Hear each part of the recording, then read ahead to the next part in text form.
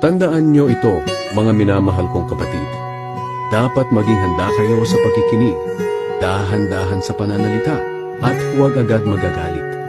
Sapagkat ang galit ay hindi nakakatulong sa tao para maging matuwid sa paningin ng Diyos.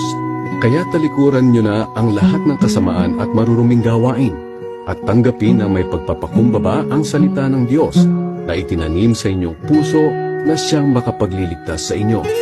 Huwag lang kayong maging tagapakinig ng salita ng Diyos, kundi sundin nyo ang sinasabi nito.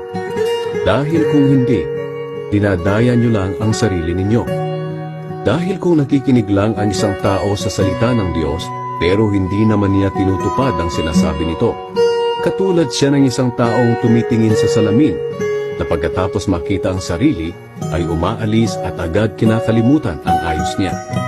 Ngunit ang taong nagsasaliksik at tumutupad sa kautosang ganap na nagpapalaya at hindi tagapakinig lang na nakakalimot agad, ay ang taong pagpapalain ng Diyos sa mga ginagawa niya. Kung may nag-aakalang siya ay relihiyoso pero hindi naman magawang pigilan ang dila niya, walang silbi ang pagiging relihiyoso niya at niloloko lang niya ang kanyang sarili. Ang pagkarelihiyosong itinuturing na dalisay at walang kapintasan ng Diyos Ama ay ito: ang pagtulong sa mga ulila at mga biyuda sa kahirapan nila, at ang pagtalikod sa lahat ng kasamaan sa mundong ito.